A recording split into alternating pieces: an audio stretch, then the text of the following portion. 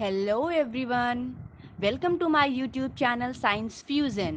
I am Shweta Saini and I hope you all are doing very well. आज मैं आपके सामने इस वीडियो का सेकेंड पार्ट लेकर आई हूँ। आज हम लोग रस्टिंग ऑफ आयरन के बारे में पढ़ेंगे। हमने अपने पहले वीडियो में पार्ट 1 वीडियो में फिज़िकल चेंजेस और केमिकल चेंजेस के बारे में पढ़ा था। अब आज हम लोग उसके आगे पढ़ेंगे रस्टिंग ऑफ आयरन। अगर आप लोगों ने पहला पार्ट नहीं देखा है तो प्लीज़ आप लोग प्लेलिस्ट में जाकर पहला पार्ट ज़रूर देखिए। मैंने लिंक डिस्क्रिप्शन बॉक्स में भी दे दिया है। आप लोग डिस्क्रिप्शन बॉक्स से वो लिंक ओपन करके उस वीडियो को ज़रूर देखिए। और अगर अभी तक आप लोगों ने चैनल को सब्सक्राइब नहीं किया है तो प्लीज़ तुरंत सब्सक्राइब करिए और बेल आइकन प्रेस करना बिल्कुल मत भूलिएगा।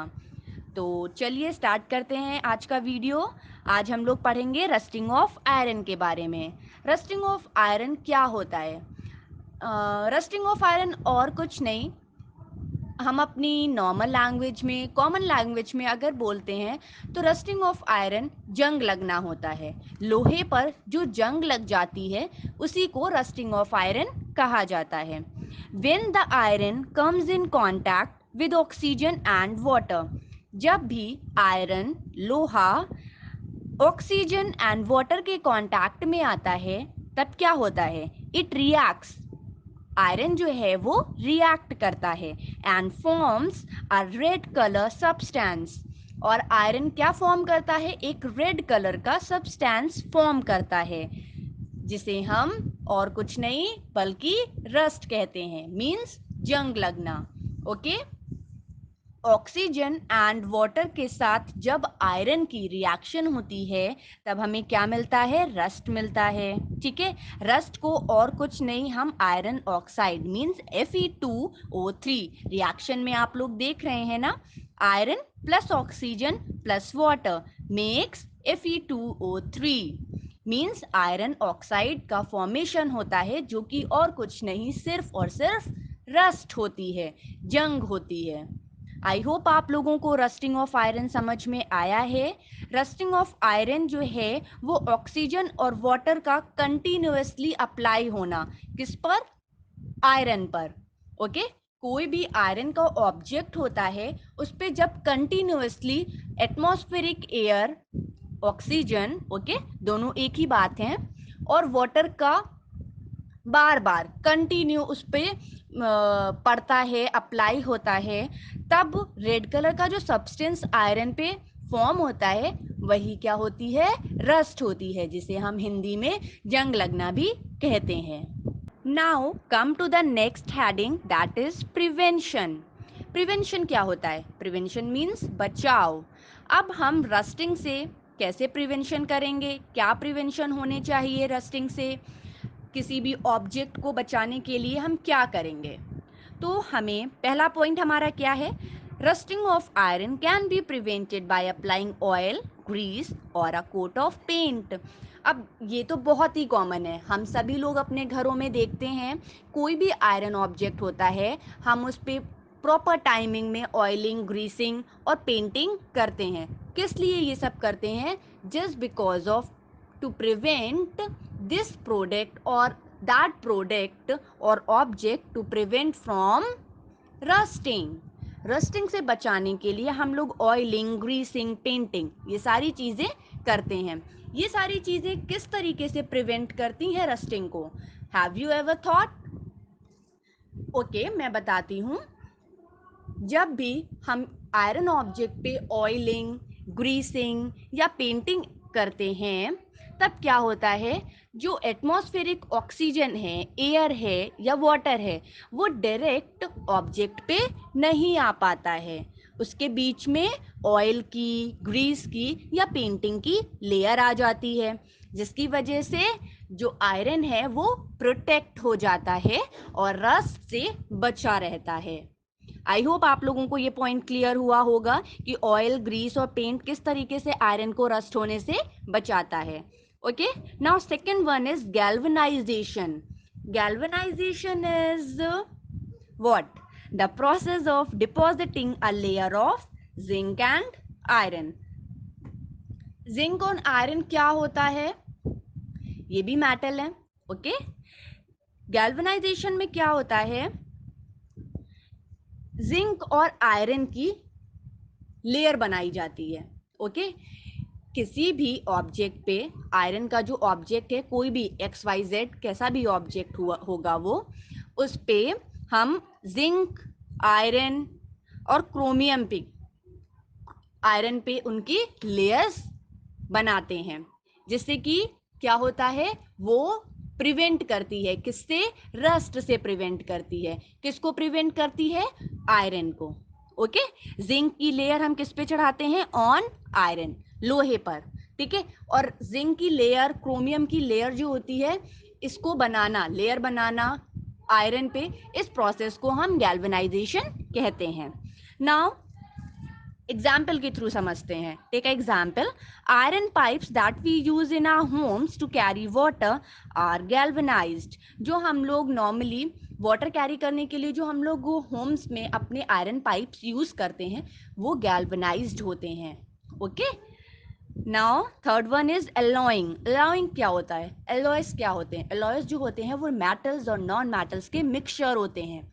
ना ही वो मेटल होता है, ना ही वो नॉन मेटल होता है. मेटल एंड नॉन मेटल का मिक्सचर होता है. ओके.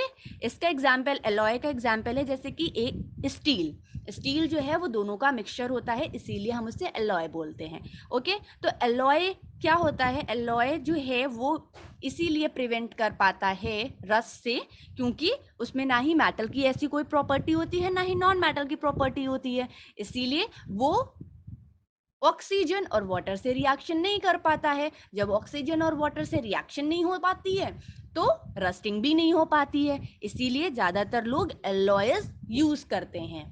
आई होप आप लोगों को रस्टिंग ऑफ आयरन और उसके प्रिवेंशन समझ में आए होंगे. Now come to the next part, browning of fruits and vegetables. This is very interesting part. Okay. Have a look. When we cut the surface of an apple.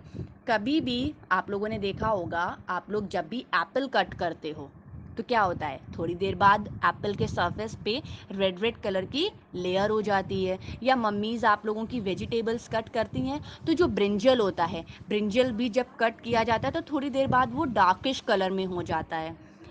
Y? ऐसा क्यों होता है? Have you ever thought? कभी सोचा है आपने कि Apple का कलर थोड़ी देर बाद चेंज क्यों हो जाता है, या ब्रिंजल का कलर थोड़ी देर बाद चेंज क्यों हो जाता है? सोचिए सोचिए और मुझे कमेंट सेक्शन में भी बताइए. जल्दी जल्दी से कमेंट करिए और मुझे बताइए कि ऐसा क्यों होता है. ऐसा इसलिए होता है, when we cut the surface of apple which is exposed to air for some time, we will find the surface have been turned brown. Okay. अभी मैंने ये चीज़ बोला कि कलर चेंज हो जाता है, रेडिश ब्राउनिश कलर में हो जाता है. ओके. तो ऐसा क्यों होता है? A new substance is formed. क्या होता है? एक नया सब्सटेंस फॉर्म हो जाता है which is brown in colour. Okay. Brown colour का सब्सटेंस होता है, नया सब्सटेंस होता है जो कि एप्पल पे फॉर्म हो जाता है. Since the change is irreversible. अब आप दोबारा से उस एप्पल को प्लेन पहले जैसा नहीं कर सकते हो ना, इसीलिए वो कैसा चेंज हो गया? इरिवर्सिबल. वो इसलिए होता है क्योंकि एप्पल में एक एंजाइम पाया जाता है. ओके.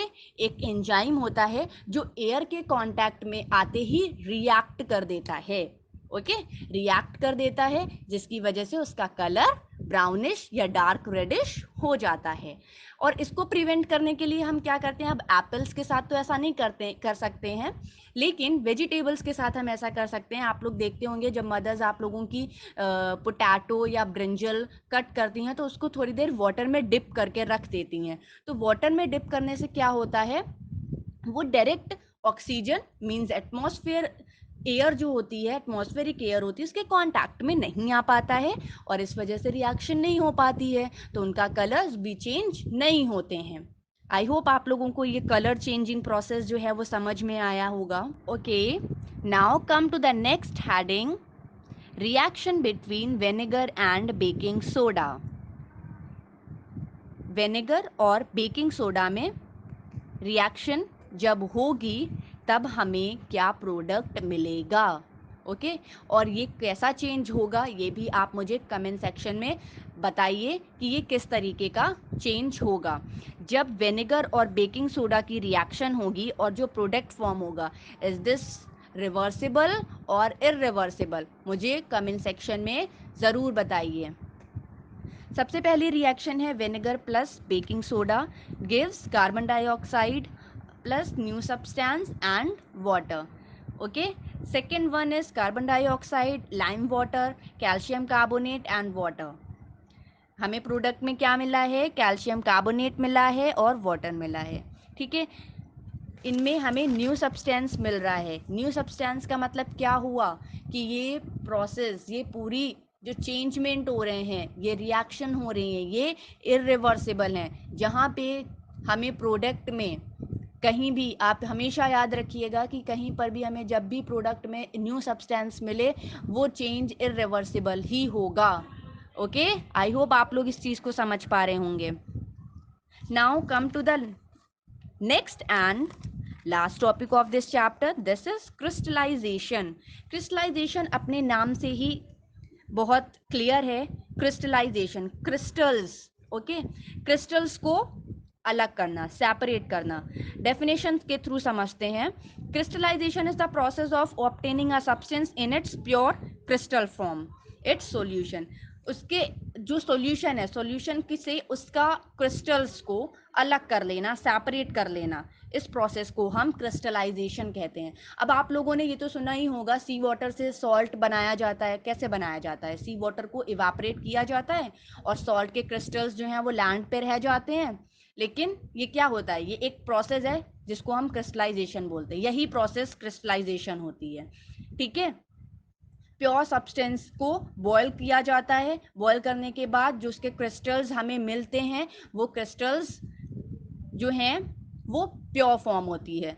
ओके, प्योर फॉर्म होती है और इस प्रोसेस को हम लोग क्रिस्टलाइजेशन कहते हैं। एग्जाम्पल के थ्रू समझते हैं। We can obtain the crystals of copper sulphate by boiling copper sulphate solution. ये आप सभी की बुक में ज़रूर दिया होगा। ये एक्टिविटी जो है, लैब एक्टिविटी है, आपकी बुक में ज़रूर दी होगी। We can obtain crystals from copper sulphate का जो सॉल्यूशन होता है, जब हम उसको बॉयल करते हैं तो बॉयल करने के बाद जब वो पूरा बॉयल हो जाता है तो उसके जो क्रिस्टल्स होते हैं वो हमें बीकर में, जिस भी बीकर में हम यूज़ कर रहे थे, जिस भी बीकर में हम उसे बॉयल कर रहे थे, उस बीकर में हमें उसके बेस में उसके क्रिस्टल्स मिल जाएंगे। तो ये होता है क्रिस्टलाइजेशन।